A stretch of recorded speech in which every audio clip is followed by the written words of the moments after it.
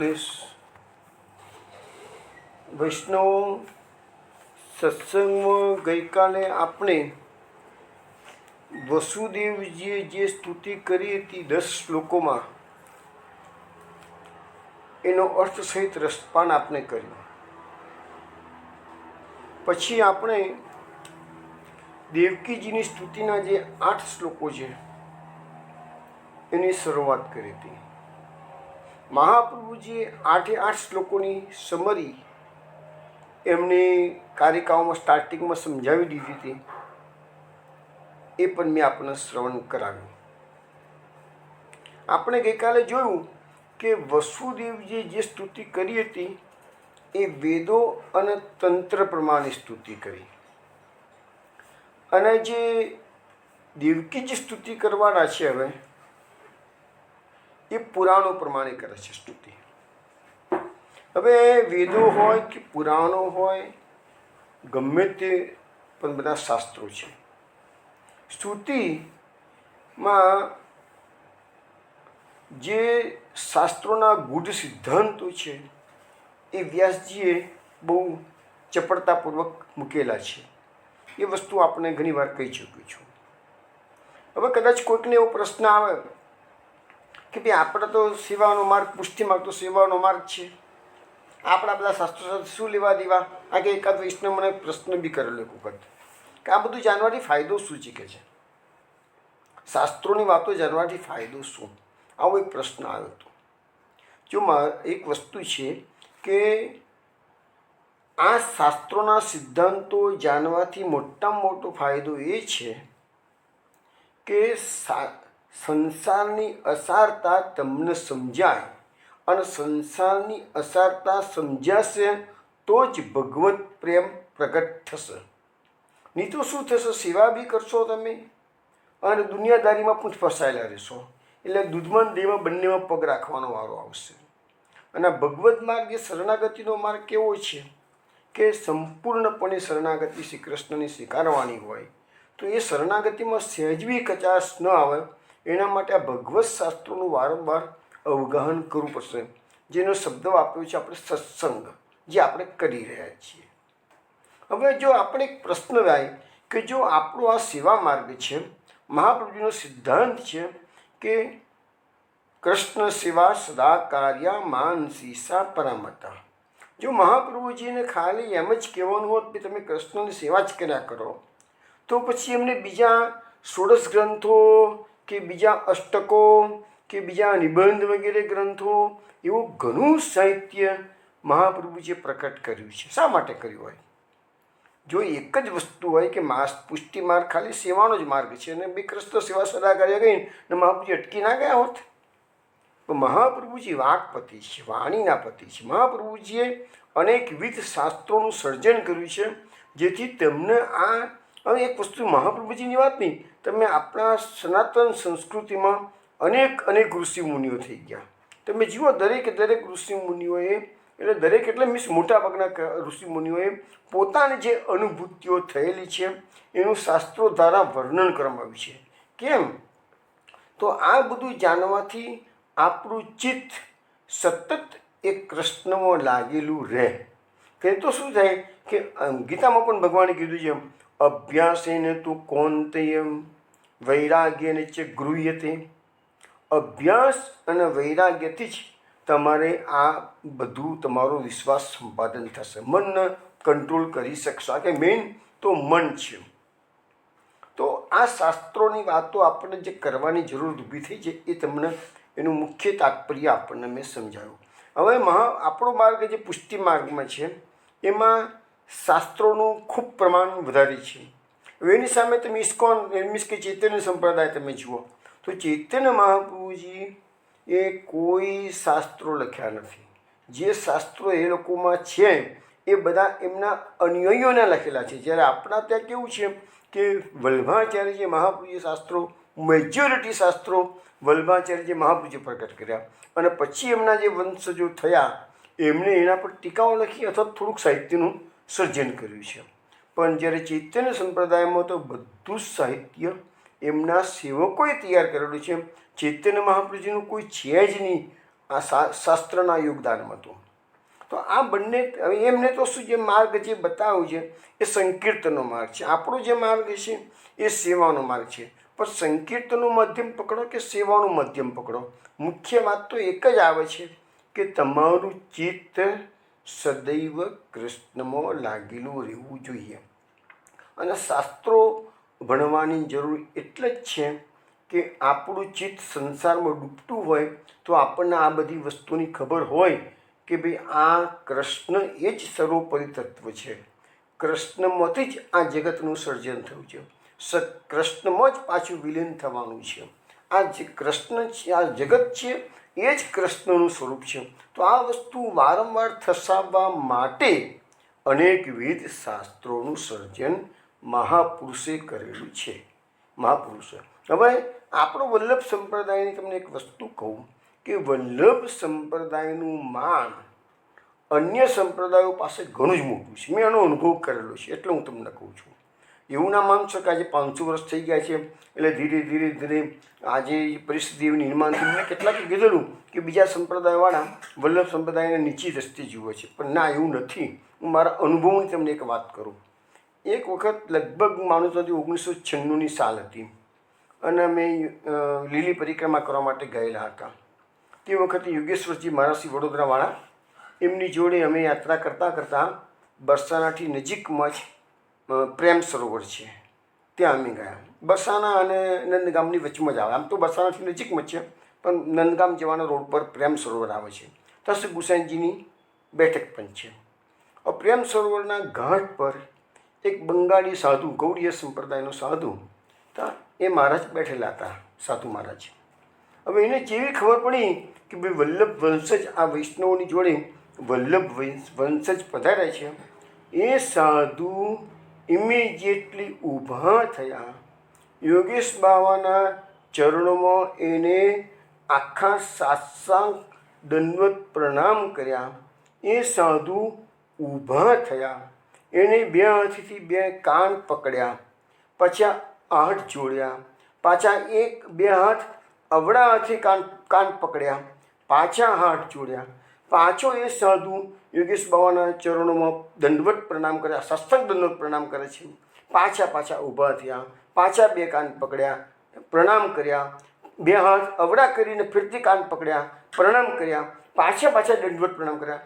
આવી પ્રક્રિયા એ સાધુએ અસંખ્ય વાર કરી હશે. કદાચ એમ કહું તો ખોટું નથી કે ઓછામાં ઓછો અડધો કલાક સુધી એ સાધુ યોગેશ બાવાને દંડવત પ્રણામ કરતો જ રહ્યો. તો આ બતાવે છે કે અન્ય સંપ્રદાયો પાસે વલ્લભ વંશજોનું માન આજે પણ એટલું જ છે. તો આ તો એક અનુભવની વાત થઈ એટલે તમને કહું વલ્લભ. એટલે આપણા સંપ્રદાયનું જે સાહિત્ય છે ને એ અતિ ઉત્તમ પ્રકારનું સાહિત્ય મહાપુરુષે સર્જન કરેલું છે. ને એટલે આપણે તમને પેલી બી વાતની ખબર હશે જ કે મહાપુરુષે સ્વયં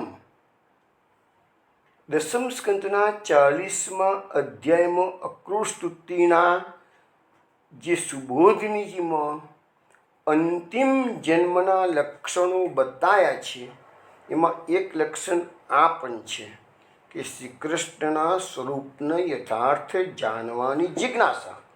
અને બીજું લક્ષણ એ પણ છે કે ભગવત શાસ્ત્રોમાં રુચિ.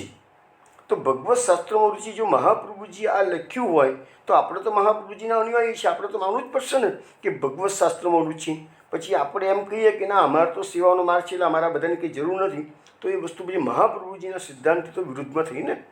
તો આ વસ્તુ સમજાવું છું વૈષ્ણવ. એટલે તમને એમ થાય ને કે હું સ્તુતિઓમાંથી અર્થ કાઢી અને ડિટેલ્સમાં તમને કેમ લઈ જાઉં છું, તો એની પાછળનું કારણ ઘણી વખત શું છે કે આ શાસ્ત્રોના અર્થ કરવામાં ઘણી વખત તમને શુષ્કતા પણ લાગતી હોય, કારણ કે વસ્તુ જે આવે એ પ્રકારે મારે લેવી પડે.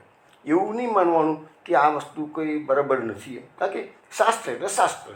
હવે કેવું છે કે મહાપ્રભુજીએ પણ અનેકવિધ શાસ્ત્રોનું સર્જન કર્યું, પણ જેને જે પચે એ એના અનુકૂળ આવે એટલું લેવાનું. માતાએ ઘરમાં ખોરાક બધા પ્રકારનો બનાવ્યો. 4-5 છોકરા હોય, માદો છોકરો હોય તેના માટે ખીચડી બનાવી હોય, રૂષ્ટપુષ્ટ છોકરો હોય લાડવા સીધા ખાય, વળી કોઈકને મીઠાઈ ના ભાવતી તો ફીકું ખાય. તો માતાજીએ તો બધું જ ઘરમાં તૈયાર કર્યું છે. એવી રીતે વલ્લભે પણ આપણા માટે તો પૂરેપૂરા શાસ્ત્રોનું સર્જન કર્યું છે. આપણને જે રુચિ પડે એ પ્રકારે એને ફોલો કરો. મેં મહાપ્રભુજીના સિદ્ધાંતોને બધા 100% ફોલો તો કોઈ પણ ના કરી શકે, પણ અમુક શબ્દોને બરાબર પકડી અને દૃઢતાથી જો પકડશો ને તો પણ તમારો બેડો પાર થઈ જશે. તો આ વસ્તુ આપણને સમજાવી છે કે આપણે સ્તુતિઓમાં થોડી ડિટેલ્સમાં જવાનો જે પ્રયત્ન કરીએ છીએ એનું મૂળભૂત રીઝન મેં આપને સમજાવ્યું. ચલો હવે આપણે દેવકી માતાની જે સ્તુતિ ગઈકાલે શરૂ કરી હતી એનો પહેલો શ્લોક આપણે ગઈકાલે જોયો હતો. રૂપમ યત્તત્ પ્રાહુ અવ્યક્તમ આદ્યમ બ્રહ્મ જ્યોતિર્નિર્ગુણમ નિર્વિકારમ સત્તા માત્રમ નિર્વિશેષમ નિરીહમ સત્વમ સાક્ષાત વિષ્ણુ અધ્યાત્મ દીપ. આનો અર્થ બી આપણે જોયું તો કે ભગવાનના આ શ્લોકમાં ભગવાનના 9 વિલક્ષણતાઓ બતાવવામાં આવેલી છે. અવ્યક્ત, આદ્ય, બ્રહ્મ, જ્યોતિ, નિર્ગુણ, નિર્વિકાર, માત્ર સત્તારૂપ, નિર્વિશેષ અને ચેષ્ટારહિત. આ બધી વાતો ગઈકાલે આપણે થઈ ગઈ. હવે આ ભગવાનનું જે અવ્યક્ત બ્રહ્મ છે એની વાત કરી અને એ જ બધી વસ્તુઓ દેવકી માતા કહે છે શ્રી કૃષ્ણ આપમાં પણ આ બધું છે. હવે એક વસ્તુ સમજો કે વસુદેવજીની સ્તુતિ આપણે જોઈ તો વસુદેવજી તો કદાચ ગુરુકુળમાં ભણવા ગયા છે, આપણે માની લઈએ, પરંતુ દેવકીજી તો બહુ નાની ઉંમરમાં લગ્ન થઈ ગયા હતા અને નાની ઉંમરમાં લગ્ન થયા પછી એમને તો કષ્ટ ભોગવ્યું છે. તો એ ભણવા ક્યાં ગયા હતા દેવકીજી? તો આટલી બધી સુંદર વાતો અત્યારે આ શ્લોકો દેવકીજીને આપણે શ્રવણ કરીશું આજે, પણ આટલી સુંદર વાતો દેવકીજીમાં આ જ્ઞાનનું સ્ફુરણ થયું કેવી રીતે? તો સામે શ્રી કૃષ્ણ બિરાજમાન છે. શ્રી કૃષ્ણના સાનિધ્યથી દર્શન સાનિધ્ય માત્ર દત્તશ્રી શ્રી કૃષ્ણ ભગવાન સામે બિરાજમાન છે અને એના દર્શન માત્રથી દેવકીજીમાં જ્ઞાનનું સ્ફુરણ થયેલું છે. એટલે દેવકીજીએ આવી ઉચ્ચ લેવલની બધી જે આધ્યાત્મિક વાતો જે શાસ્ત્રોની એ દેવકીજીને સ્ફુરણ થયેલી છે. એટલે દેવકીજીની વાણીમાં જે સામર્થ્ય આવ્યું છે એ શ્રી કૃષ્ણના કારણે આવેલું છે. હવે આ શ્લોકમાં આ જે 9 લક્ષણો બતાવેલા છે, વિલક્ષણતાઓ બતાવેલી છે, એના માટે મહાપુરુષજી સુબોધજીમાં એમ કહે છે કે જે લોકો બ્રહ્મને જાણે છે તો એને આ બ્રહ્મમાં આ 9 ગુણોવાળું લક્ષણો, બધા 9 લક્ષણો એને દેખાવાના છે. તો મહાપ્રભુજીએ કહ્યું છે કેવી રીતે? તો બ્રહ્માજી બધા એમના દર્શન કરવા માટે ઠાકોરજી માટે આવ્યા તો એ સ્વરૂપ કેવું છે? અવ્યક્ત છે. અને જો અવ્યક્ત ન હોત તો બ્રહ્માદી એમના દર્શન માટે દેવો આવતા નહીં. એટલે આ શ્રી કૃષ્ણ એ કોઈ પ્રાકૃત બાળક રૂપે નથી પધાર્યા, પરંતુ અવ્યક્ત બ્રહ્મ છે એ જ શ્રી કૃષ્ણ રૂપે પધાર્યા છે. એક વાત. બીજું કહે છે કે બ્રહ્માજી વગેરે પણ આ શ્રી કૃષ્ણ ઉત્પન્ન થવાના છે. જો તો જન્મ થયો નથી એ પહેલાં શ્રી કૃષ્ણની સ્તુતિ કરીને નમન કરે છે કે છે. એટલે સાબિત થાય છે કે આ ભગવાન આદ્ય છે, એટલે બ્રહ્માજીના બી પૂર્વજ છે ભગવાન. પછી આ સ્વરૂપમાં સાયુજ્ય પ્રાપ્ત કરે એટલે જે હવે સ્તુતિમાં એમને કહ્યું ને કે હવે ભક્તો તમારી ભક્તિ કરી અને આપમાં સાયુજ્ય પ્રાપ્ત કરશે એવું બ્રહ્મા વગેરે સ્તુતિમાં કહ્યું છે. તો એ સાયુજ્ય ભક્તો પ્રાપ્ત કરે છે એ જ બતાવો છે શ્રી કૃષ્ણ પરમ બ્રહ્મ છે. પછી એટલે આપણે જે 9 લક્ષણોની વાત કરી રહ્યા છીએ, આ 3 લક્ષણો મેં બતાવ્યા. હવે ભગવાન જ્યોતિરૂપ છે તો કારણ કે તેના જ્ઞાનથી જીવ સર્વજ્ઞ. જો આવ્યું ને કે દેવકીજીને ભગવાનના દર્શન માત્રથી સર્વ જ્ઞાનનું સ્ફુરણ થયેલું છે. એટલે ભગવાન કેવા છે એ બતાવ્યું છે, જ્યોતિરૂપ છે. પછી ભગવાન ગુણાતીત છે માટે એમનામાં નિષ્ઠાવાળા નિર્ગુણ થાય છે. એટલે જો ભગવાનની ભક્તિ કરનારા, જો અગત્યનો પોઈન્ટ પાછો આવે છે આપણને કે આ પુષ્ટિ માર્ગ એ નિર્ગુણ ભક્તિ માર્ગ છે. 25મા નંબરના સત્રમાં વૈષ્ણવને ફરતી કહું છું, 25મો નંબર સત્ર ફરતી સાંભળી લેજો પુરુષોત્તમ સહસ્ત્રનામનું. એમાં નિર્ગુણ ભક્તિ માર્ગ અને એકાંતિક ભક્તિ માર્ગ જે મહાપુરુષે સુબોધજી એમાં સમજાવ્યો છે એનો મેં તમને સમજાવવાનો થોડો પ્રયત્ન કર્યો છે. તો આ નિર્ગુણ ભક્તિ માર્ગ એટલે અહીંયા સાત્વાદી જે ગુણોની વાતો આપણે કરતા હોઈએ છીએ, સત્વગુણને સારી કહેતા હોઈએ છીએ, પણ એનાથી ઉપરનો આ માર્ગ છે. જે સત્વાદી ગુણો હોય એટલે એ બધા લોકોને સામાન્ય રીતે શું છે કે સત્કાર્યો કરવાનું મન થતું હોય છે. જ્યારે ભગવત સેવાનો જે માર્ગ છે ને, એ આ સત્કાર્યો, દાન વગેરે જે કર્મો થતા હોય છે ને, એ બધાથી ઉપર. હું અનેક વાર સમજાવી ચૂક્યું છું આ વસ્તુ કે વૈદિક અને લૌકિક એનાથી પણ આ કૃષ્ણ સેવાનો માર્ગ ઉત્તમ છે. એ વસ્તુ આપણને શાસ્ત્ર મહાપ્રભુજીના ગ્રંથોમાંથી જાણવા મળ્યું છે. તો અહીંયા જે ભગવાન પોતે ગુણાતીત છે, એટલે જે ભગવાનની સેવા કરે છે એ લોકો બધા પણ નિર્ગુણ થઈ જાય છે. પછી છઠ્ઠું, ભગવાન પોતે વિકાર રહિત છે, માટે એમના ભજનથી સર્વ વિકાર રહિત છે. હવે જો અહીંયા પાછો મહાપ્રભુનો સિદ્ધાંત પાછો આપણે એપ્લિકેબલ કરીશું. કયો સિદ્ધાંત? ભગવદ ધર્મ સામર્થાત વિરાગો વિષય સ્થિર. આ નિરોધ લક્ષણમાં મહાપ્રભુજી આપણને સમજાવેલું છે. તો અહીંયા પણ એ જ વસ્તુ આવે છે કે ભગવાનનું ભજન કે સેવા કરે એ વિકાર રહિત થઈ જાય. હવે જો હવે એનો અર્થ શું થયો કે જ્યાં જ્યાં તમને વિકારવાળા ભક્તો કે આચાર્યો કે બીજું કોઈ પણ મહાપુરુષો દેખાતા હોય તો માની લેવાનું કે મહાપ્રભુજીના સિદ્ધાંત પ્રમાણે ભગવદ માર્ગમાં નથી એ લોકો. કારણ કે મહાપ્રભુજી તો ખોટા કહેવાની કોઈની દુનિયામાં તાકાત નથી કે જે મહાપ્રભુજીને ખોટા કહી શકે. એટલે મહાપ્રભુજી જેટલા સિદ્ધાંત એપ્લિકેબલ કર્યા છે એ બધા આપણે વિચારવા પડશે કે ભગવદ ધર્મ સામર્થ્ય, ભગવદ ધર્મના સામર્થ્યથી વિષયોમાં વિરાગ આવશે. તો વિરાગ આવે તો પછી વિકાર ક્યાંથી હોય? વિકાર રહિત થઈ જાય માણસ. પછી આવે છે ભગવાન માત્ર સત્તારૂપ છે, એટલે તે સર્વ પદાર્થોમાં રહેલા છે. ભગવાનનું નાશતો વિદ્યતે ભાવો ના ભાવો વિદ્યતે સત, ગીતાનો શ્લોક છે ને. તો એ ભગવાનની સત્તા આખા જગતમાં કણે કણમાં બધી દરેકે દરેક જગ્યાએ ભગવાનની સત્તા બિરાજમાન છે. ભગવાન જ્ઞાનથી પ્રપંચ, ભગવાનના જ્ઞાનથી પ્રપંચ દૂર થાય છે. એટલે કે એ વૈલક્ષણતા બતાવી છે નિમ કે પ્રપંચથી રહિત થઈ જાય. હવે જો જ્યાં જ્યાં બી તમને ધર્મમાં પ્રપંચો શીખવાડવામાં આવતા હોય અથવા તો દેખવામાં આવતા હોય તો માની લેજો એ સાચો ધર્મ નથી. ધર્મ ક્યારેય પણ પ્રપંચોની ફેવર કરે જ નહીં. પ્રપંચો એક નામ આવશે આગળ જ આપણે સમજીશું, પ્રપંચા સ્ફૂર્તિ કારણમ. અને તમે જો ભક્તિની જે વ્યાખ્યા છે એમાં પણ શું છે કે પ્રપંચ વિસ્મૃતિપૂર્વક એવા શબ્દો વાપરેલા છે ને. એટલે આ જગતની અંદર જેને ભક્તિમાં રમમાન થવું છે એને સંસારના પ્રપંચો ત્યાગવા પડશે જ. અને જો તમે પ્રપંચો કરો છો અને સાથે સાથે સેવા બી કરો છો તો તમને એનું ધાર્યું ફળ મળી શકે નહીં. પછી વાત આવે છે, છેલ્લો 9મો પોઈન્ટ આવે છે, ભગવાનનો આનંદ માત્ર ચેષ્ટા રહિત છે. એટલે ભગવાનની કૃપાથી જીવો બ્રહ્મનિષ્ઠાવાળા થાય છે. એટલે ભગવાન શ્રી કૃષ્ણ આ પ્રકારે આ 9 શ્લોકમાં જે બ્રહ્મનું વર્તન છે, બ્રહ્મનું વર્ણન છે, એવા જ આ શ્રી કૃષ્ણમાં 9 એટલે જે બ્રહ્મના જે 9 વિલક્ષણતાઓ બતાવી છે એ બધી શ્રી કૃષ્ણમાં છે. માટે શ્રી કૃષ્ણ એ પરમ બ્રહ્મ છે. તો આ શ્લોકમાં આપણે આ પ્રકારે સમજાવવામાં આવ્યું છે.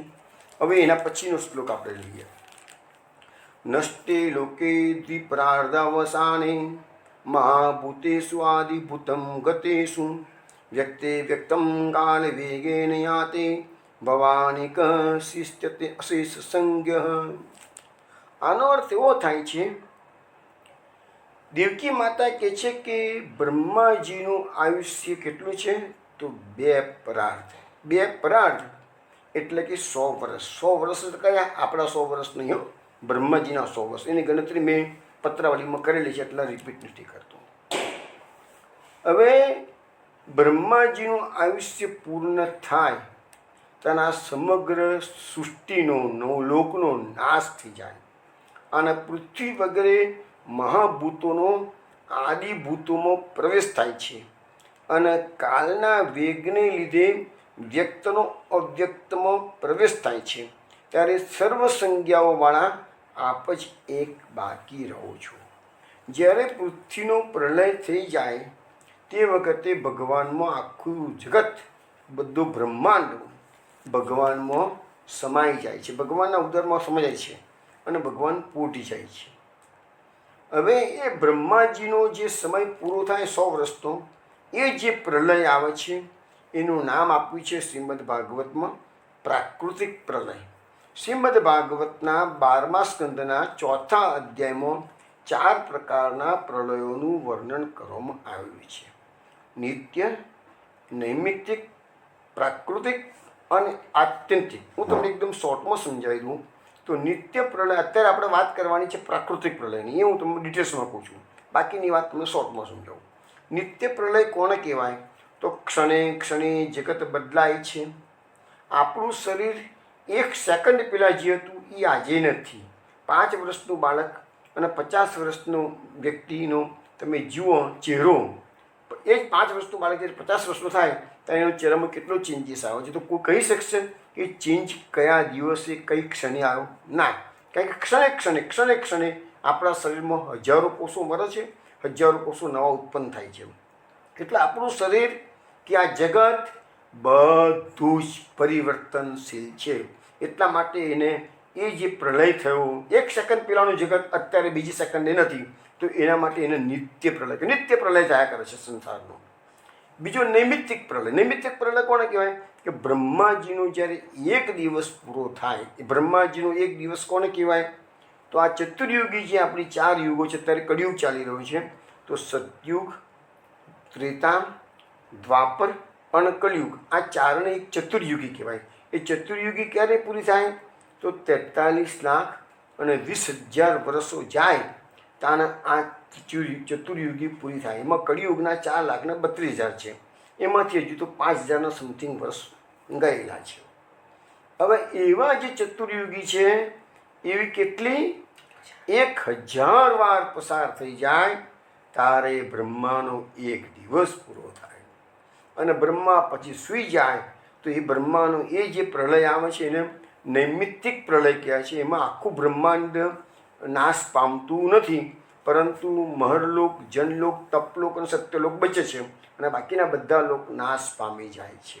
અને મહરલોકમાં જે ઋષિ મુનિઓ હોય છે એને જે સામર્થક અગ્નિનો, શેષનાગના અગ્નિનો જે એને તાપ લાગે છે, એટલે મહરલોકવાળા ઋષિ મુનિઓ બધા જનલોકમાં શિફ્ટ થઈ જાય છે, પણ મહરલોક બચી જાય છે.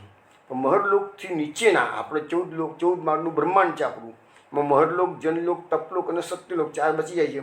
બાકીના 6 લોક નીચેના એ બળીને ભસ્મ થઈ જાય છે. એ કયો?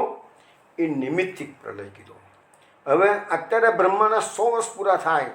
હવે આ બ્રહ્માનો 1 દિવસની મેં વાત કરી, એટલી જ બ્રહ્માની રાત્રિ.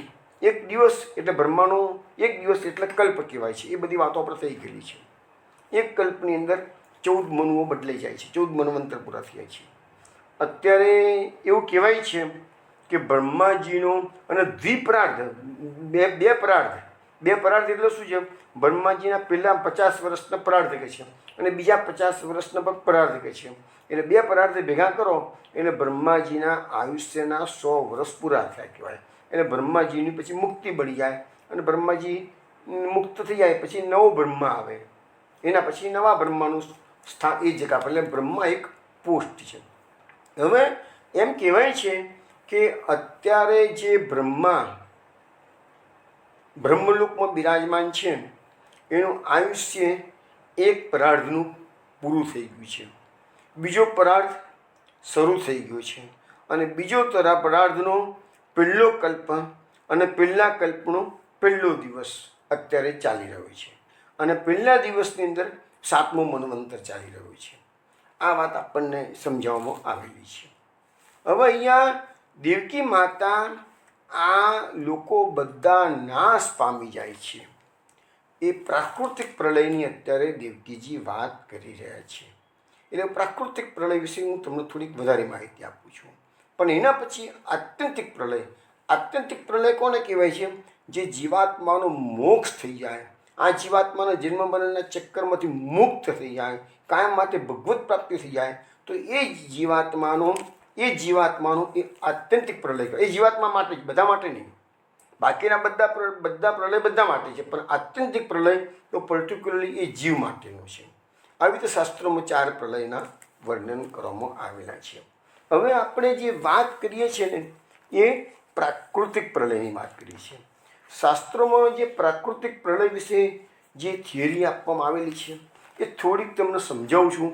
આ બધું સમજાવવાનો આશય મેં સમજાવ્યું ને કે આપણને ખ્યાલ આવે કે જો આપણા ઋષિ મુનિઓ કેટલું બધું આપણા માટે લખીને ગયેલા છે. આ તો બધી ભાગવતની થિયરી છે, પણ ભાગવતમાં પણ આપણને એને ભાગવત તો મહાપ્રભુજીએ તો બધી જગ્યાએ ભાગવતના પારાયણ કરેલા છે.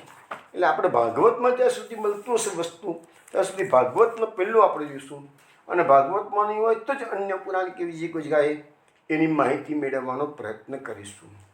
હવે અહીંયા ભાગવતમાં 12મા સ્કંદના 4થા અધ્યાયમાં કહ્યું છે કે બ્રહ્માજીનું 2 પ્રાર્ધનું આયુષ્ય સમાપ્ત થઈ જાય ત્યારે મહત્તત્વ, અહંકાર, પંચ તન્માત્રા આ 7 પ્રકૃતિઓ એનું પોતાનું કારણ જે મૂળ પ્રકૃતિ છે એમાં લીન થઈ જાય છે. હવે અહીંયા એમ કહેવામાં આવે છે કે પ્રલયનો સમય આવે છે ત્યારે મેઘ, જો હવે કેવું એ પ્રલયનો સમય કેવો હોય છે એ તમે જુઓ. આપણે હમણાં ગયા અઠવાડિયે સત્યવ્રત રાજાની વાત કરતા હતા.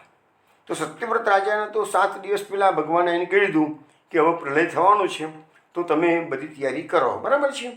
પણ એવું તો સત્યવ્રત રાજાને તો બીજા જન્મની અંદર આ મનુ બનવાનું હતું, એટલે ભગવાને એને ભગવાનનો ભક્ત હતા સત્યવ્રત રાજા, એટલે ભગવાને એમને બધી સગવડ કરી આપી હતી. નૌકા મોકલી, પોતે મત્સ્ય અવતાર ધારણ કર્યું, બધું જ કર્યું. પણ એવરેજ જીવોની હાલત શું થાય એ તમે આજે આ મનુષ્ય જીવન આવીને ભોગવૃત્તિ રાખી લેશો અને ભક્તિ નથી કરી તો પછી એ જન્મ મરણના ચક્રમાં ભટક્યા તો પછી એ પ્રાકૃતિક પ્રલય વખતે એ જે જીવાત્માઓ એ વખતે અસ્તિત્વ ધરાવતા હશે એને કેટલા કષ્ટો પડે છે એ આ ભાગવતમાં વર્ણન આવે છે. જેવું લખ્યું છે કે પ્રલયનો સમય આવે છે ત્યારે મેઘ પૃથ્વી પર વૃષ્ટિ કરતા નથી, વરસાદ આવતો નથી કે છે, કોઈને અન્ન મળતું નથી. ત્યારે પ્રજા ભૂખ તરસથી વ્યાકુળ થઈને એકબીજાને ખાવા લાગે છે. આ પ્રમાણે કાળના ઉપદ્રવથી પીડિત થઈને ધીરે ધીરે સંપૂર્ણ પ્રજા ક્ષીણ થઈ જાય છે. પ્રલયકાળનો સાંવર્તક સૂર્ય તેના પ્રચંડ કિરણોથી સમુદ્ર, પ્રાણીઓના શરીર અને પૃથ્વીનો તમામ રસ ખેંચીને ચૂસી લે છે, અને પછી એ સૂર્ય પાછો પછી વરસાવતો નથી. એ જે જળ ખેંચી ગયું. અત્યારે તો સૂર્ય ઉનાળામાં તપે તો બધું જળ ખેંચી લે અને પછી વર્ષા ઋતુમાં આપણને પાછું આપે છે, પણ એ વખતે એ સૂર્ય બધું જળ ખેંચી લેશે અને પાછું વરસાવશે નહીં. અને તે સમયે સંકર્ષણ ભગવાનના મુખમાંથી પ્રલયકાળનો અગ્નિ પ્રકટ થશે. સંવર્તક નામનો અગ્નિ, પ્રલયકાળનો સંવર્તક નામનો અગ્નિ પ્રકટ થશે અને વાયુના વેગથી તે વધારે પ્રબળ બની જાય છે અને તલ, અતલ વગેરે જે નીચે 7 પાતાળ છે એ તો બળીને ભસ્મ થઈ જશે અને ત્યાંના લોકોને પણ ભસ્મ કરી નાખશે. અને ત્યાંના પ્રાણીઓ તો પહેલેથી મરી જ ગયા હોય, આવા ગરમીમાં ટકી જ ના શક્યા હોય ને પહેલેથી બધા મરી ગયા હોય. અને નીચેની અગ્નિની પ્રચંડ જ્વાળાઓ અને ઉપરથી સૂર્યની પ્રચંડ ગરમી, આ બંને બાજુથી આ બધા લોકો શેકાતા રહેશે. એટલે પૃથ્વીની ઉપર નીચે ચારે બાજુ આ બ્રહ્માંડ બળી રહ્યું હોય એવો તમને અનુભવ થશે જ. અને એવું લાગે છે કે જાણે છાણમાંથી બનાવેલું છાણું બળીને અંગારા જેવું લાલ થઈ ગયું હોય એવો આ બધા લોકો થઈ જવાના છે. અને ત્યાર પછી પ્રલયકાળનો અતિ પ્રચંડ સાંવર્તક વાયુ, પેલો સાંવર્તક અગ્નિ હતો, આ સાંવર્તક વાયુ સેંકડો વર્ષો સુધી ફૂફાડા મારતો કહે છે કે વરસતો રહેશે કે છે, એટલે ફૂંકાતો રહેશે. એટલે વાયુ છે ને એ ફૂંકાતો રહેશે અને અસંખ્ય રંગબેરંગી વાદળો આકાશમાં ઉમટી આવશે અને અત્યંત ભયંકર ગર્જના સાથે સેંકડો વર્ષો સુધી વૃષ્ટિ કરતા રહેશે. અને તે સમયે બ્રહ્માંડની અંદરનું પૂરું જગત, આખું બ્રહ્માંડ એક સમુદ્ર જેવું બની જશે. એટલે આખું જગત છે ને એ જળમય થઈ જશે. વિચાર કરો તમે, આ ભાગવતનું વર્ણન છે તો એમાંથી હવે આવા ત્રાસમાંથી બચવું હોય તો શું કરવાનું એનો ઉપાય ભાગવતમાં આપેલો છે, એ બીજું લઈએ આપણે. તો એની અંદર શ્લોક છે કે આવા દુઃખ એ વખતે જે જીવાત્માઓ કોઈ પણ યોનિમાં, પછી જળની, પછી પશુ પક્ષી યોનિમાં હોય કે ઝાડપાનની યોનિમાં હોય કે જીવજંતર ગમે તે યોનિમાં હશે, પણ બધાને આ ત્રાસ એ વખતે સહન કરવો પડતો હશે. આપણા શરીરમાં એક નાનકડો એક ફોડલો થાય છે ને તો આપણે સહન નથી કરી શકતા. તો આટલો મોટો અગ્નિ અને વર્ષો સુધી વરસાદ વરસે જ નહીં, અને જ્યારે વરસે ત્યારે સતત વરસે જ કરશે, તો બંને સ્થિતિ કષ્ટદાયક છે. હવે એમાંથી બચવા શું કરવાનું? તો લખ્યું છે, સંસાર સિંધુ મતિ દુસ્તર મોતિ તીર્ષો નાન્ય પ્લવો ભગવત પુરુષોત્તમસ્ય લીલા કથા રસ નિવેશનમ અંતરેણ પુંસો ભવેત વિવિધ દુઃખ દવાર્દિતસ્ય. આ એનો ઉપાય બતાવે. શું છે? જે લોકો અત્યંત દુસ્તર સંસાર સાગરને તરી જવાની ઈચ્છા રાખે છે, જે લોકો અનેક પ્રકારના દુઃખોના દાવાનળથી ભરી રહ્યા છે, અને એમના માટે શ્રી પુરુષોત્તમ ભગવાનની લીલા કથા રૂપ રસના સેવન સિવાય બીજું કોઈ સાધન નથી. એ લોકોને આ સંસાર સાગરને તરવા માટે આ સિવાય બીજી કોઈ નૌકા નથી. તેઓ માત્ર ભગવાનના લીલા રસાયણનું સેવન કરીને જ પોતાનો મનોરથ પૂર્ણ કરી શકે છે. તો આ એક ઉપાય ભગવાનની લીલા કથા, કળિયુગમાં બીજો રસ્તો જ નથી. આ કળિયુગમાં લીલા કથા, સેવા, સ્મરણ, સત્સંગ એ જ રસ્તો છે. હવે આ જ પ્રાકૃતિક પ્રલયની વાત પાછી આપણને સમજાવવામાં આવે છે 11મા સ્કંદના 3જા અધ્યાયમાં. થોડીક જુદી રીતે લખી, એ પણ આપણે જોઈ લઈએ. લખ્યું છે કે જ્યારે પંચમહાભૂતોના પ્રલયનો સમય નજીક આવે છે, ત્યારે અનાદિ અને અનંતકાળ પોતે જે સ્થૂળ સૂક્ષ્મ દ્રવ્ય અને ગુણરૂપ આ સમસ્ત દ્રશ્ય જગતને અવ્યક્તની તરફ, એટલે કે પોતાના મૂળ સ્વરૂપમાં ખેંચી જાય છે, બધાને પોતાનામાં લીન કરી લે છે. હવે તે સમયે શું થશે? અહીંયા જો 11મા સ્કંદમાં લખ્યું છે, તે સમયે લગાતાર 100 વર્ષ સુધી ભયંકર દુકાળ પડશે. પૃથ્વી પર ભયંકર ગરમી વધી જશે, તથા તે વધેલી ભયંકર ગરમીથી ત્રણેય લોકો, આખું બ્રહ્માંડ સંતપ્ત થવા લાગશે. અને તે સમયે શંકર્ષણના મુખમાંથી પ્રચંડ અગ્નિની જ્વાળાઓ નીકળે છે. વાયુના સંયોગથી તે અગ્નિ જ્વાળાઓ પાતાળલોકથી બાળવાનો આરંભ કરે છે, અને ઊંચી ઊંચી જ્વાળાઓ ચારે બાજુ ફેલાઈને સમગ્ર વિશ્વને બાળી નાખશે. એ પ્રચંડ તાપમાનને પરિણામે પછી શું થશે? તો 100 વર્ષો સુધી પ્રલયકાળના સાંવર્તક મેઘ હાથીની સૂંઢ જેવી જાડી જાડી ધારાઓથી જળની વૃષ્ટિ કરશે, અને ત્યારે આ વિરાટ વિશ્વ જળમાં ડૂબી જશે કે છે. તો આ પરિસ્થિતિ નિર્માણ આપણને એ પ્રાકૃતિક પ્રલયની આ પરિસ્થિતિ 11મા સ્કંદમાં. પેલાના નામો સરખું જ છે, કે પેલામાં અહીંયા 100 વર્ષની મર્યાદા આપેલી છે, પેલામાં લોકો લાંબા સમય સુધી લખેલી. ફરક આટલું જ છે. હવે અહીંયા પણ આ બધામાંથી બચવાનો ઉપાય બતાવે છે, એ આપણે જરા જોઈ લઈએ. શું ઉપાય બતાવે છે? કે વિસૃજતિ હૃદયમ યસ્ય સાક્ષાત હરિર્વસા વિહિતોપી અઘૌગનાશમ પ્રણય રસનયા ગૃતાંગ્રી પદ્મ સ્વભવતિ ભાગવત પ્રધાન ઉક્તમ. એમ કહે છે કે ભગવાનના નામોનું વિવસ્થાથી પણ ઉચ્ચારણ કરવામાં આવે તો તે સમગ્ર પાપોના સમૂહનો તત્કાળ નાશ કરી દે છે. એવા સ્વયં ભગવાન શ્રી એવા ભક્તના હૃદયને એક ક્ષણ માટે પણ છોડતા નથી, કારણ કે તેને પ્રેમની દોરીથી ભગવાનના ચરણ કમળને બાંધી દીધા છે. અને ખરેખર આવો પુરુષ જ ભગવાનના ભક્તોમાં મોખરે છે, તે ખરેખર મહાપુરુષ છે. એટલે ભગવાનની ભક્તિ કરશે એના આવા કોઈ કષ્ટોનો ત્રાસ સહન કરવાનો વારો આવશે નહીં. આપણા ભાગવતનો બધો સાર આ એકમત છે કે ભગવાનના ચરણ કમળની ભક્તિ. હવે મેં અહીંયા તમને જે દેવકી માતાનો જે શ્લોક છે એમાં જે પ્રાકૃતિક પ્રલયની જે વાતો કરવામાં આવેલી છે એ વાત મેં આપને સમજાવી. હવે એના પછીનો શ્લોક લઈએ. યોયમ કાલસ્તસ્ય તે વ્યક્ત બંધો ચેષ્ટામ આઉ ચિષ્ટતે યેન વિશ્વમ નિમેષાદિવસરતાંતો મય્યાંસ્તમ વિષાણમ ક્ષિમધામ પ્રપદ્યે. એનો અર્થ એવો થાય છે કે હે અવ્યક્તના બંધુ, નિમેષ માત્રથી મોડી વર્ષ સુધીનો અને તેથી મોટો જે કાળ છે તેના વળી આ જગતની બધી ચેષ્ટાઓ થાય છે. તેને બધા લોકો આપની ચેષ્ટા કરે છે. તેવા કલ્યાણના ધામરૂપ આપ ઈશ્વરના શરણે હું આવ્યો. દેવકી માતા અહીંયા ભગવાનની શરણાગતિ સ્વીકારે છે એવો શ્લોક છે. તો કેમ?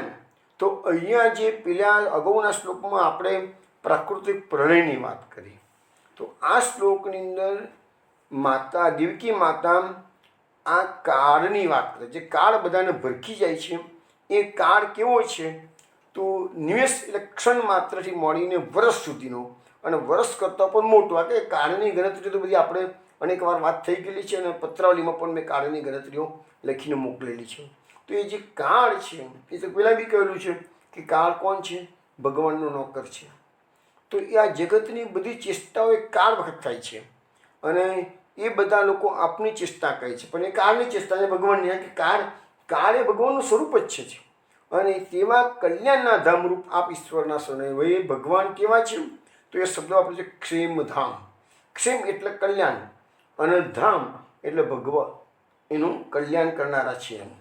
અને એવો બીજો શબ્દ ગીતાજીમાં આવે છે યોગક્ષેમ. યોગક્ષેમનો જે અર્થ થાય છે, ભગવાન કહે છે કે હું મારા ભક્તોનો યોગક્ષેમ વહન કરું છું. તો યોગ અને ક્ષેમ બે શબ્દો આવ્યા. ત્યાં આગળ જે ક્ષેમનો અર્થ શું થાય છે? યોગ એટલે અપ્રાપ્તની પ્રાપ્તિ એટલે યોગ થયો, અને ક્ષેમ એટલે પ્રાપ્તનું રક્ષણ.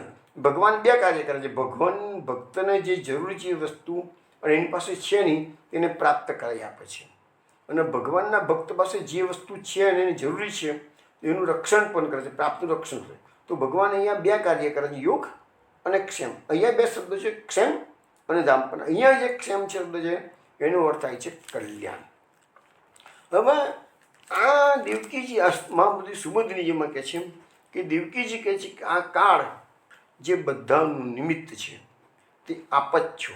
આ કાળ જે છે એ ભગવાન સ્વયં છે, કારણ કે બધાનું મૂળ કારણ તો આપ છો. કાળમાં પ્રવેશી અને પ્રેરણા આપનાર પણ આપ જ છો, અને કાળ પણ આપનું અનન્ય રૂપ જ છે કે છે. હવે મહાપ્રભુજી સુબોધિનીજીમાં ત્રીજા સ્કંદમાં કપિલ ભગવાન માતા દેવતીને જે ઉપદેશ કરે છે એનો અહીંયા ઉલ્લેખ કરે છે મહાપ્રભુજી. મહાપ્રભુજીએ સુબોધિનીજીમાં ઘણી વખત પુરાણોના ઉલ્લેખ કરેલા છે, ઘણી વખતે એક સ્કંદમાં બીજા સ્કંદના વાક્યો પણ મૂકેલા છે. એટલે જ્યાં જ્યાં મહાપ્રભુજીનું કોઈ પણ જાતનું અવતરણ આવે છે ત્યારે હું જવાનો પ્રયત્ન, ડિટેલ્સમાં જવાનો પ્રયત્ન કરું છું. હવે અહીંયા શું કહે છે મહાપ્રભુજી? લવિશ કપિલ ભગવાન દેવતીનો ઉપદેશ આપતા કે છે પ્રકૃતિ ગુણ સામ્યસ્ય નિર્વિશેષ માનવી ચેષ્ટાયત સ ભગવાન કાલ ઇતિ ઉપલક્ષિત. હવે કહે છે કે જેમની પ્રેરણાથી ગુણોની સામ્ય અવસ્થા રૂપ નિર્વિશેષ પ્રકૃતિમાં ગતિ સંચાર ઉત્પન્ન થાય છે તે પુરુષ રૂપ ભગવાનને જ કાળ કહે છે. એટલે કે આ ભગવાન કોણ છે અને આ કાળ કોણ છે? તો ભગવાનમાંથી ઉત્પન્ન થયેલું છે, અને આ પ્રકૃતિમાં જે બધા ગુણોની સામ્ય અવસ્થા અને બધી જે ગતિ સંચાર કરાવે છે, બધાને દોડતા કરે. ટૂંકમાં કહેવાનો મતલબ સાદી ભાષામાં કહીએ તો બધાને દોડતા રાખે છે એ કાળ છે. એટલે ભગવાનની બે શક્તિઓની ઘણી વખત હું વાત કરું છું ને કે ભગવાનની બે શક્તિઓ કઈ છે? તો એક કાળ અને બીજી માયા, જે આપણને સતત સંસારમાં ડૂબેલા રાખે છે એ માયા. હવે આ સમજવા માટે પાછો એક સુંદર શ્લોક કપિલ ભગવાન માતા દેવતીને કહે છે અંત પુરુષ રૂપેને કાળ રૂપેને યો બહિ સમન્વેતિ એસ સત્વાનામ ભગવાન આત્મ માયામ. એનો અર્થ એવો થાય છે કે પોતાની માયાથી સર્વ પ્રાણીઓમાં પુરુષ રૂપે અને બહાર કાળ રૂપથી ભગવાન રહેલા છે. ભગવાન સંસારમાં બે રૂપે રહેલા છે. જીવોમાં જે રહેલા છે એ જીવ રૂપે રહેલા છે. આપણા શરીરમાં, પ્રાણી માત્રના શરીરમાં જે ભગવાન દેખાય છે એ કેવા છે? જીવ રૂપે ભગવાન છે. પણ એ જીવની બહાર જે વસ્તુ સમજો, આપણે બી સમજી ચૂક્યા છીએ કે ભગવાન સર્વત્ર છે. તો ભગવાન સર્વત્ર છે તો કેવી રીતે છે? તો અહીંયા આવ્યું છે, આ શ્લોકમાં સમજાવ્યું છે કે શરીરમાં જે જીવાત્મા જે ભગવાન છે એ જીવ રૂપે છે, અને શરીરની બહાર જળ પ્રકૃતિમાં જે ભગવાન છે એ કાળ રૂપે, આપણા શરીરની બહાર કાળ રૂપે અને અંદર જીવ રૂપે. હવે કહે છે કે ભગવાનથી જે લોકો બહિર્મુખ છે એનો જે બહાર રહેલો જે ભગવાનનું જે સ્વરૂપ છે કાળ, એ ભક્ષણ કરે છે.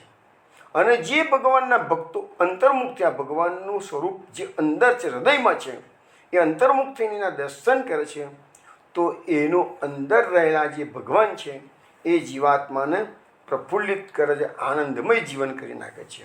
એટલે ભગવાન પોતાની માયાથી સર્વભુવન સામર્થ્યથી બંને પ્રકારનાથી સર્વ પ્રાણીઓ સાથે સારી રીતે સંબંધમાં, એટલે ભગવાન પોતાની માયાથી આખા જગતમાં વિલસી રહ્યા છે.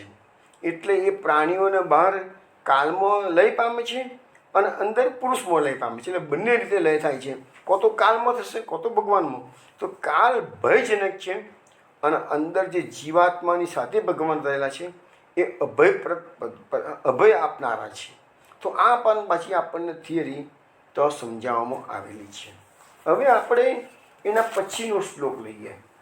તો દેવકી માતા કહે છે, અચ્છા પેલો જે શ્લોક કીધો ને એમાં ભગવાનના 3 સ્વરૂપોનું વર્ણન આવ્યું છે, કે ભગવાનના કાળ સ્વરૂપનું વર્ણન, પછી ઈશ્વર રૂપનું વર્ણન, લખ્યું છે ને ઈશાનમ ક્ષેમધામ પ્રપદ્ય, એટલે હું ઈશ્વરના શરણે આવેલી છું. અને ત્રીજું વિષ્ણુ રૂપ, કારણ કે અહીંયા લખ્યું છે અવ્યક્ત બંધુ. હવે આપણે એની અગાઉના શ્લોકમાં પણ અવ્યક્તની વાત આવી, અહીંયા પણ અવ્યક્તની વાત આવી છે. તો એ વ્યક્તનું બંધુ એટલે ભગવાન અત્યારે એ પધારે છે એ અવ્યક્ત પોતે જ છે કે છે. તો અહીંયા અવ્યક્ત બંધુ એટલે વિષ્ણુ રૂપ છે. એટલે અહીંયા કાળ, અહીંયા ભગવાનના 3 રૂપ બતાવવામાં આવ્યા છે, કાળ રૂપ, ઈશ્વર રૂપ અને વિષ્ણુ રૂપ. એના પછીના શ્લોકમાં એ બી શરણાગતિ જ છે. દેવકી જે શરણાગતિ સ્વીકારી લીધી છે, જે ભક્તિ માર્ગમાં બેઝિક વસ્તુ છે, એ આપણને એમાંથી સમજવાની છે. મૃત્યુ વ્યાલભીત પલાયન સર્વાન લોકાન નિર્ભયમ નાધિગચ્છતમ ત્વત્પાદાબ્જમ પ્રાપ્ય યદચ્છ આદ્યમ સ્વસ્થ સ્થિતે મૃત્યુ અસ્યાદ પૈતિ.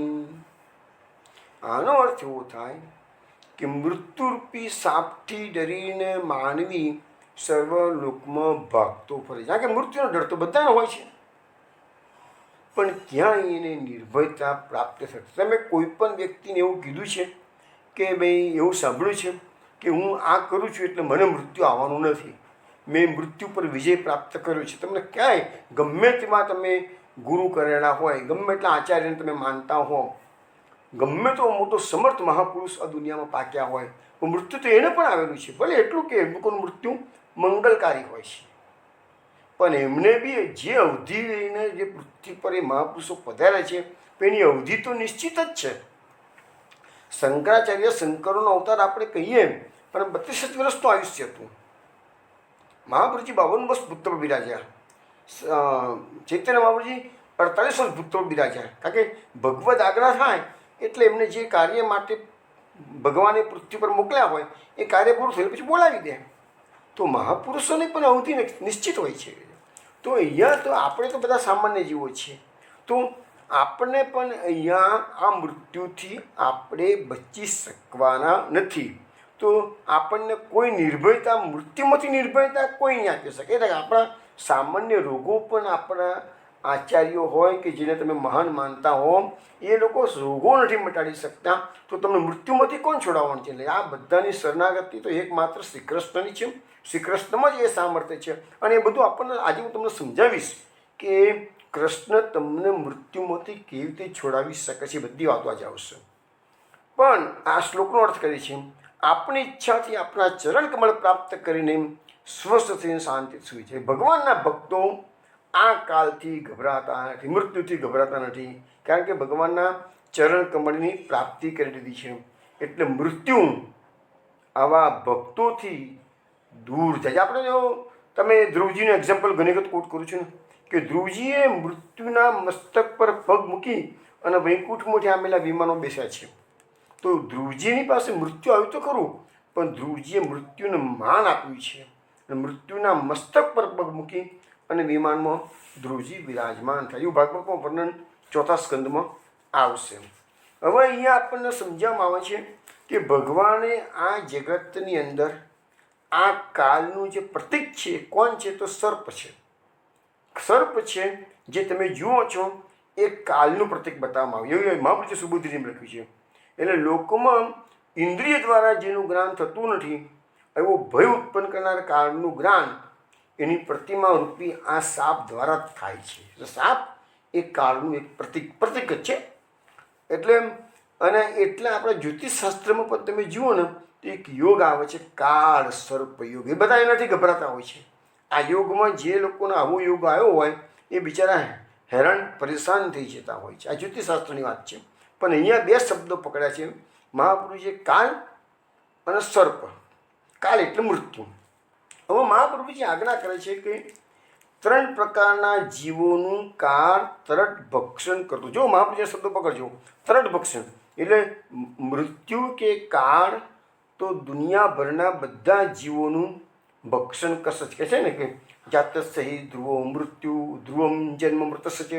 જેનો જન્મ છે તેનું મરણ છે, મરણ છે તેનો જન્મ છે. ગીતામાં ભગવાને કીધું છે. પણ અહીંયા મહાપ્રભુજી શું કહે છે આપણને કે 3 પ્રકારના જીવોનું કાળ તરત ભક્ષણ કરતો. તરત એટલે ભક્ષણ તો કરશે જ કાળ, પણ તરત નથી કરતો. તો કેમ નથી કરતો? તો કયા કયા 3 પ્રકારના જીવો તો મહાપ્રભુજી સમજાવે છે. કાળની જે પત્ની છે એનું નામ છે કુંડલિની શક્તિ, અને એ પોતાના પતિ કાળનું જ્ઞાન ધરાવતી હોવાથી સર્વ પુરુષના દેહમાં આ કુંડલિની શક્તિની વાત. હવે આ જે લોકો યોગ માર્ગમાં થોડોક અભ્યાસ કર્યો છે ને એને કુંડલિની શક્તિ વિશેની બધી માહિતી હશે. આજે હું થોડીક માહિતી તમને કુંડલીને આપવાનો જ છું જ, પણ એ વસ્તુ તમને સમજાવું કે કુંડલિની શક્તિ પોતાના પતિ કાળનું જ્ઞાન ધરાવતી સર્વ પુરુષોના દેહમાં રહે છે. એટલે યોગ તેની યાદ કરાવનારો છે. એટલે જે લોકો આ કુંડલીની શક્તિના શરણે ગયા હોય એ યોગી કહેવાય. અને જીવ જ્યારે યોગી થાય છે ત્યારે કુંડલીની શક્તિ પોતાના પતિ કાળને વિનંતી કરે છે. એટલે કાળ યોગીનું તરત ભક્ષણ, એટલે ભક્ષણ તો કરે છે પણ તરત ભક્ષણ કરતો. એટલે એનું આયુષ્ય જેટલું હોય એના કરતાં થોડોક સમય એને વિશેષ રહેવા મળે છે. અને આજે પણ તમે વિચારો કે મહાભારત કાળના જે યોગીઓ છે આજે પણ એ લોકો બધા હિમાલયમાં વસવાટ કરે છે. 5000 વર્ષ જૂના યોગીઓ મહાભારત કાળના આજે પણ તો છે. અને ભાગવતમાં તો ચોખ્ખું લખેલું જ છે કે સૂર્યવંશનો છેલ્લો રાજા મરુ અને ચંદ્રવંશનો છેલ્લો રાજા દિવાપી. દિવાપી એટલે શંતનુના મોટા ભાઈ આજે પણ હિમાલયમાં તપસ્યા કરી રહ્યા છે. તો કાળ એનું ભક્ષણ તો કરી શકતા નથી એ લોકો બધાનું. તો એ વસ્તુ હવે લખ્યું છે કે અતિન્દ્રિય કાળનો અધ્યાત્મ વેદ છે અને વેદોક્ત કર્મ કરવાથી પણ મૃત્યુ થવામાં વિલંબ થાય છે. એટલે જે લોકો વેદોના પ્રમાણે જીવન જીવતા હોય એને પણ કાળ હેરાન કરતો નથી. મેં વર્ષો પહેલાં મુંબઈમાં એક હિમાલયના યોગીના દર્શન કરેલા. તો મારી દૃષ્ટિએ યોગીની ઉંમર એ વખતે 35-40 વર્ષની જશે, વધારે નહીં હોય. પણ એના જે ભક્તો ત્યાં આગળ હતા ને એ લોકો મને કીધું કે અમારા મહારાજના તમને શું ઉંમર લાગે છે? મેં તો 35-40 છે કે 150 વર્ષ ઉપરની ઉંમર છે કે મહારાજની ઉંમર 150 વર્ષની ઉપરની ઉંમરના મહારાજ અને દેખામાં 35-40 વર્ષની ઉંમરના યોગી દેખાતા હતા. તો આ બધું હવે આપણે કહીએ ને કે નિત્ય પ્રલય, તો નિત્ય પ્રલય એને હેરાન નથી કરતો. આપણું શરીર 50 વર્ષમાં તો 50-60માં તો ખકડી જતું હોય છે. પણ પેલા યોગીનું 150 વર્ષે પણ એકદમ હૃષ્ટપુષ્ટ જીવાન જેવું દેખાતું શરીર. તો એને કાળ અસર નથી કરી શકતો. આ કે યોગીઓ છે ને એ બધી યોગિક પ્રક્રિયાઓ છે. આપણે ભક્તિ માર્ગ નથી એ, પણ એ બધી આ કુંડલીની શક્તિને જાગૃત કરેલી હોય ને એટલે એનો પ્રભાવ હોય છે એ લોકો પાસે કે છે. એટલે લખ્યું છે કે વેદોક્ત કર્મ કરવાથી મૃત્યુ થવામાં વિલંબ થાય છે. બીજું, પુરાણોમાં કહેલા સર્વ દેવો પણ કાળના આધિ ભૌતિક રૂમ. એટલે તમે જે દેવોને પસંદ કરી શકતા હો તો એના તમને આશીર્વાદથી તમે કાળ બનતો રહેતો જ નથી. કાળ ખાલી પાછો ઠેલાય છે. હવે તેની ઉપાસના કરનાર જીવને આ દેવોના કારણે મૃત્યુમાં વિલંબ થાય છે એમ કહેવામાં છે. હવે લખ્યું છે કે મૃત્યુ કાળનો મુખ છે. અને કેવો છે કે કાળનો ખોરાક કોણ છે? જીવો જે છે ને જે દુનિયાદારીમાં ફસાયેલા છે, ભૌતિકવાદી છે, એ બધા કાળનો ખોરાક બની જાય છે. અહીંયા લખ્યું છે મહાપ્રભુજીએ કે એ લોકો તો રાંધેલા ભાત જેવા છે, જેનો કાળ સરળતાથી કાળ કોળિયો કરી જાય છે. અને કાળનું ઉલ્લંઘન કરવા કોઈ પ્રયત્ન કરે તો કાળના કાર્યો બધા કયા કયા છે? રોગ વગેરે એના દેહમાં પ્રવેશ કરે. કોઈ તાકાત જ નથી કે કાળના તમે દૂર હર્ષી શકો. પછી સુબોધની લખ્યું છે કે કાળથી ડરેલો જીવ જ્યાં જાય છે ત્યાં ભૂખ, તરસ, વૃદ્ધાવસ્થા, શરીરની ચામડી સંકોચાઈ જાય જવી, વાળ સફેદ થઈ જવા વગેરે નાના મોટા કાળના ધર્મોનો અનુભવ કરે છે. એટલે કાળના આ કાર્યો જોઈ ભય દૂર થતો નથી. અને કાળ તમારી પાસે આ બધા લક્ષણો આવવા મળે એટલે માનવાનું કે આ બધા કાળના લક્ષણો છે. કાળ પહેલાં તો પોતાની સેનાને મોકલી આપે છે. હવે આપણે આ મહાપૃથ્વીની થિયરી બહુ સરસ સમજાવી છે, પણ આ કુંડલીની વાત કરી છે ને એટલે થોડીક કુંડલીની શક્તિની તમને માહિતી આપવું પડે. આ યોગની વાતો છે, આપણી પુષ્ટિ માર્ગીય ભક્તિ માર્ગની વાતો નથી, પણ આપણે જાણીએ તો ખરા કે કુંડલીની વસ્તુ શું છે. આપણે બધાએ નામ તો સાંભળ્યું હશે કુંડલીની શક્તિ, તો થોડીક એની વાત કરીએ. કુંડલીની એક કલ્યાણમયી દૈવી શક્તિ છે. તેનો સર્વવ્યાપી બ્રહ્મશક્તિ સાથે ગાઢ સંબંધ છે. તે સર્વવ્યાપી બ્રહ્મશક્તિનો અંશ છે. હવે સમગ્ર બ્રહ્માંડની ઉત્પત્તિ અવ્યક્ત બ્રહ્મથી. હવે આપણે દેવકી માતાના શ્લોકોમાં અવ્યક્ત બ્રહ્મની બહુ વાતો આવી ગઈ, એમનો ઉપરથી 2-3 શ્લોકોમાં આવી ગઈ. તો અવ્યક્ત બ્રહ્મ એટલે આ બ્રહ્માંડની ઉત્પત્તિ છે અવ્યક્ત બ્રહ્મ છે એમ જ થયેલી છે ને. અને આપણો જે જગત લખી રહ્યા છે ને એ વ્યક્ત બ્રહ્મ કહેવાય. જગત અવ્યક્ત બ્રહ્મમાંથી જે જગત ઉત્પન્ન થયું એને કહેવાય વ્યક્ત બ્રહ્મ. એ વ્યક્ત બ્રહ્મનું સર્જન થયું. તો વ્યક્ત બ્રહ્મનું સર્જન પૂર્ણ થતાં જે અવ્યક્ત બ્રહ્મની બાકીની જે શક્તિ રહી એને આપણે શેષનાગ કહીએ છીએ. તો શેષનાગ એ પરમાત્માની શેષ અવ્યક્ત શક્તિ છે. અને એ શેષ શક્તિના કારણે આ સમગ્ર જે વ્યક્ત બ્રહ્મ એટલા જગત એ વ્યક્ત બ્રહ્મ છે. આ જગત એ બ્રહ્મનું એક સ્વરૂપ છે, પણ પેલું અવ્યક્ત બ્રહ્મ અને આ વ્યક્ત બ્રહ્મ આ શબ્દો આપણા દેવકી માતાની સ્તુતિમાં આવી ગયેલા છે. તો એને આપણે શેષનાગ કહીએ છીએ. અને શેષનાગના આધારે આ જગત એટલે કે અવ્યક્ત બ્રહ્મ ટકી રહેલું છે. તો હવે આ મનુષ્યનું શરીર છે ને એ પણ આ વ્યક્ત બ્રહ્મનો એક અંશ જ છે. અને તે શરીર સાથે શેષ અવ્યક્ત શક્તિનો અંશ કુંડલીની શક્તિના સ્વરૂપે તેની સાથે જોડાયેલો છે. તો આમ જેવી રીતે પરમાત્માની શેષ દૈવી શક્તિને શેષનાગ રૂપે ઓળખવામાં આવે છે, તેવી રીતે મનુષ્યમાં રહેલી જે દૈવી શક્તિ છે એને આ કુંડલિનીના સ્વરૂપે ઓળખવામાં આવે છે. પણ આ શેષનાગ કોણ કે કુંડલિની કોણ, બંનેના સ્વરૂપો કેવા છે? નાગ નાગિની જેવા છે. અવ્યક્ત બ્રહ્મનો આધાર શેષનાગ પર છે, તેમ માનવ દેહનો આધાર કુંડલિની શક્તિ પર રહેલો છે. અને તે શક્તિના અધપતનથી માનવી મૃત્યુ પામે છે અને તેના જ ઉર્ધ્વગમન દ્વારા માનવી અમરત્વને પ્રાપ્ત કરે છે. એટલે કુંડલિની જ મોક્ષદાત્રી શક્તિ છે. પરમાત્મા સાથે જીવાત્માનો સંગમ આ શક્તિ દ્વારા જ શક્ય બને. એટલે યોગી લોકો માટે વાત છે, આપણી થિયરી નથી આ. અને મહાપ્રભુજી આગળ સમજાવશે આપણને કે આપણે આ યોગી લોકો જે કુંડલિની શક્તિને જાગૃત કરીને જે સિદ્ધિઓ પ્રાપ્ત કરે છે એ પુષ્ટિ માર્ગમાં એપ્લિકેબલ છે. એ વાત પણ મહાપ્રભુજી આપણને સમજાવશે. થોડી વારમાં તમને એ બધી વાત પર લઈ જાઉં છું. પહેલાં તમને આ કુંડલિની શક્તિ તમે ઘણી વખત વાતો સાંભળી હશે, પણ એના વિશે તમને થોડીક વિશેષ માહિતી આપી દઉં આજે. તો પરમાત્માની જે શેષ અવ્યક્ત શક્તિ જેટલી કલ્યાણમયી અને રહસ્યમય છે એટલી જ કલ્યાણમયી અને રહસ્યમય શક્તિ કુંડલિની પણ છે. એટલે યોગી લોકો એ કુંડલિનીને જાગૃત કરવા માટે ખૂબ પ્રયત્ન કરતા હોય છે. અને એ બધી સિદ્ધિઓ એ લોકો કુંડલિનીને પ્રાપ્ત કરીને કરે છે. પરંતુ આ કુંડલિની શક્તિને જ્યારે યોગી લોકો સિદ્ધ કરવા માટે પ્રયત્ન કરતા હોય ત્યારે એ વખતે કેટલાક ભય સ્થાનો પર આવતા હોય છે. અને હું એટલે ઘણીવાર કહી ચૂક્યો છું, યોગ માર્ગમાં પતનની ઘણી શક્યતા, ભક્તિ માર્ગમાં પતનની શક્યતાઓ ઘણી ઓછી છે, યોગ માર્ગમાં પતનની શક્યતાઓ ઘણી છે.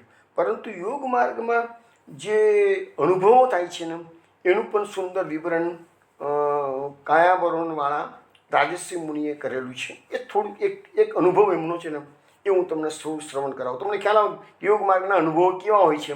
તો આ અધ્યાત્મ જગત છે ને એ અનેક પ્રકારની વિશેષતાઓથી ભરેલું છે. અધ્યાત્મ જગત કંઈ એક આપણો ભક્તિ માર્ગ છે એ ઉત્તમ જ છે, પણ એનો અર્થ એવો નથી કે બીજા બધા માર્ગો નક્કામાં છે.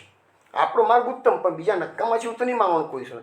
કારણ કે બધા માર્ગમાં મહાપુરુષો થઈ ગયેલા છે. હવે એ રાજર્ષિ મુનિએ જો મૌન 2-4 વર્ષ પહેલાં જ પહોંચી ગયા હશે, સમાધિ લીધી હશે, પણ એમના જે ગુરુ હતા એમનું નામ છે કૃપાલવાનંદજી. અને એમનો એક આશ્રમ કાલોલની પાસે મલાવમાં પણ છે અને એક આશ્રમ નર્મદા કિનારે કાયાવરણમાં પણ છે. હવે એ એમના જે ગુરુ છે જે કૃપાલાનંદજી, એનો એક અનુભવ હું તમને બહુ મજાનો અનુભવ છે, એટલે તમને આનંદ આવશે એટલા માટે મેં અનુભવ આજે સત્સંગમાં લીધો છે. લખ્યું છે કે આ બધા યોગીઓ કેવા હતા? બધા યોગી હતા અને હજુ હમણાં જ થઈ ગયા છે. આ કૃપાલાનંદજી પણ હજુ કદાચ 40-50 વર્ષ પહેલાં થઈ ગયા છે. રાજશ્રી મુનિ તો ગવર્મેન્ટમાં ક્લાસ 1 ઓફિસર હતા અને પછી યોગ માર્ગમાં પડી ગયા અને સંન્યાસ લઈ લીધેલો એમને. રાજશ્રી મુનિ તો હજુ 2-3 વર્ષ પહેલાં જ પહોંચ્યા છે. હવે એમના જે કૃપાલાનંદજી હતા એ તો યોગમાં બહુ આગળ પહોંચેલા હતા અને એને જે લોકો સમાધિ બેસે ને ત્યારે એક સ્ટેજ આવે છે એને યોગ નિદ્રા કહે છે.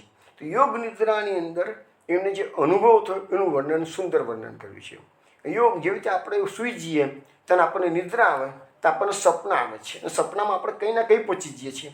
તેવી રીતે યોગ નિદ્રામાં એક વખત આ કૃપાલાનંદજીને એક સપનું આવ્યું હતું. એ સપનાનો અનુભવ આપણને સમજાવે છે. આપણે જેવી રીતે માયાનું સ્વરૂપ સમજવાનો મેં પ્રયત્ન કરાવ્યો હતો તમને બધા અલગ એક્ઝામ્પલ આપીને, તો એવી રીતે અહીંયા આ એક જાતની માયા છે એવું માની લેજો. લખ્યું છે કે આ કૃપાલાનંદજી પોતાના ઓરડાની અંદર જ સમાધિસ્થ અવસ્થામાં યોગ નિદ્રામાં બેઠેલા હતા અને ત્યાં એમને અનુભવ કર્યો. સમાધિ અવસ્થામાં કયો અનુભવ કર્યો? પોતે એક જંગલમાં, અરણ્યમાં, ઊંડાણમાં ગયા છે. અરણ્યમાં 10-12 વર્ષોથી તપશ્ચર્યા કરી રહ્યા છે અને એ તપશ્ચર્યા એવી કરી છે કે કોઈ દિવસ ગામની અંદર તો ગયા જ નથી. અને જ્યારે આટલો બધો લાંબો સમય, 12 વર્ષ જેવો સમય નીકળી ગયો અરણ્યમાં, સમાધિમાં, તપશ્ચર્યામાં, પછી એમને થયું કે ઓહો, 12 વર્ષમાં તો જગત કેટલું બધું બદલાઈ ગયું હશે. લાવ જરા હું જોઉં તો ખરો જગતમાં શું ચેન્જીસ આવે છે. એટલે એ મહાત્મા પગપાળા ફરતા ફરતા, આ બધું સપનામાં, યોગ નિદ્રાની સપના છે, ફરતા ફરતા નજીકના મોટા શહેરમાં ગયા. શહેરમાં મુખ્ય રાજમાર્ગ પર આવી ગયા. ત્યાંથી ફરતા ફરતા એક મોટો ચોક આવ્યો. તો ચોકની આસપાસ એને જોયું તો ઘણી મોટી મોટી દુકાનો, અનેક પ્રકારની હોટલો આવેલી હતી કે છે. આ બધું યોગ માર્ગના સપનામાં. હવે કે છે હોટલો જોઈ એટલે આ યોગીને એમ થયું કે ઘણા વર્ષોથી અરણ્યમાં હું તપશ્ચર્યા કરું છું, મેં તો કોઈ ચા બી નથી પીધી કે છે. લાવતાના જે હોટલમાં જઈને એક કપ ચા તો પી આવું કે છે. એટલે આવી ઈચ્છાથી કે છે હું તો નજીકની બધી હોટલો જોતો હતો. તો એક હોટલ સારી અને સ્વચ્છ જણાતી હતી એટલે એ હોટલમાં હું અંદર એન્ટર થયો. જેવો હું એ મહાત્મા કહે છે, જેવો અંદર એન્ટર થયો તો ત્યાં જ હોટલનો માલિક આગલી બેઠક પર બેઠેલો હતો. એ ઊભો થઈ ગયો અને મહાત્મા પધાર્યા છે એને માનીને સાષ્ટાંગ દંડવત પ્રણામ કર્યા. અને મેં જોયું તો બેઠક એ માલિકની પાછળના ભાગમાં એક મોટો ફોટો લટકાવેલો હતો. એ મારો જ ફોટો હતો. મારા ફોટા ઉપર એને કે જે મોટો ફૂલોનો, તાજા ફૂલોનો હાર પહેરાવેલો હતો, ઘીનો દીવો કરેલો હતો, ધૂપની સુગંધથી વાતાવરણ મધમતું હતું. એટલે મને ખ્યાલ આવ્યો કે આ મને દંડવત પ્રણામ કરે છે, મારો ફોટો લટકાવે છે, આ ચોક્કસ મારો શિષ્ય હોવો જોઈએ. એટલે એને ખૂબ ઉત્સાહથી એ માલિકે ઊભાથી દંડવત પ્રણામ કરતાં કીધું કે બાપુજી, એને બાપુજી, એમ કૃપાલાનંદજીને બધા એમના શિષ્યો બાપુજી કહેતા. બાપુજી, આપે વચન આપ્યા મુજબ પધાર્યા, એથી આજે હું ધન્ય થઈ ગયો છું. પછી એને ખાસ મારા માટે આજે એક બેઠક તૈયાર કરાવી રાખી હતી. એને ખબર હતી કે આજે મહાત્મા પધારવાના છે, એટલે કે જે ખાસ બેઠક તૈયાર કરાવી હતી. મને એમને વિનંતી કરી કે તમે એના પર બિરાજમાન થાઓ. પણ મેં એમને કહ્યું કે ના, આપણે કોઈ ખુશી ટેબલ પર બેસીએ કે મારે ચા પીવી છે કે છે. એટલે કે સારું કે છે, આપને જેમ અનુકૂળ હોય એમ કરો કે છે. એટલે હોટલની અંદર એ દિવસે કોઈ ગ્રાહક હતો નહીં કે છે. તો મેં પૂછ્યું, તને કીધું કે આજે આપ પધારવાના હતા ને, એટલે મેં પહેલેથી જ વ્યવસ્થા એવી કરેલી કે આજે મારા હોટલની અંદર કોઈ ગ્રાહક આવે નહીં, કારણ કે આપની સાથે મારે આખો દિવસ તમારી સાથે કાઢવો છે માટે કે છે. હોટલ માલિક હવે એક ટેબલ પર મને લઈ ગયા. ત્યાં હું ટેબલ પર બેઠો કે છે. હોટલ માલિક મારી પાસે ઊભા રહ્યા, હાથ જોડીને બોલ્યા, બાપુજી, આપની હું શું સેવા કરું? મેં હાથથી ઇશારો કરી સામેની ખુરશી પર એને બેસવા જણાવ્યું અને એમ કીધું કે તમે સામે બેસો કે છે, મારે એક કપ ચા પીવી છે કે છે. એને તરત હોટલના નોકરને એક કપ સારામાં સારી ચા બનાવી લાવવાનો હુકમ કર્યો. અને પછી પેલા હોટલનો માલિક સંકોચ પામતા પામતા મારી સામેની ખુરશીમાં ગોઠવાઈ ગયા. પછી એને કહ્યું કે તમારા આગમનથી મને ખૂબ આનંદ આવ્યો છે, તમે મને અગાઉથી કહી રાખ્યું હતું એટલે મેં આજે તૈયારી રાખી હતી કે છે. અને હું તો કહે છે કે ચા પીને તરત નીકળી જઈશ, હું મારા આગમનની તમારા કોઈ તમારા શિષ્યોને કે તમારા મિત્ર સર્કલને કોઈને વાત કરવાની નથી. હું તો જંગલમાં આટલા વખત તપસ્યા કરતો હતો એટલે પાછું મારે તરફ જતું રહ્યું છે, પણ આ તો અહીંયા દેખ્યું છે, ચા પીવાની ઈચ્છાથી આવ્યો છું, તમે કોઈને ખબર આપશો નહીં. દરમિયાનમાં નોકર ચાનો પ્યાલો લઈને આવ્યો. ચાનો પ્યાલો તો જે બધાનો હોય છે એવો જ હતો કે છે, પણ ચા મેં ધીરે ધીરે પીવા માંડી અને લાગ્યું કે આ ચા તો કપમાંથી ખૂટતી જ નથી કે છે. આટલી બધી ચા કપમાં કેમ સમાઈ ગઈ હશે કે છે. એમ કરતાં કરતાં કે છે મારે એ ચાનો કપ પૂરો કરતાં કરતાં કે મને 15 મિનિટ થઈ ગઈ. 15 મિનિટમાં ચા પૂરી થઈ ગઈ.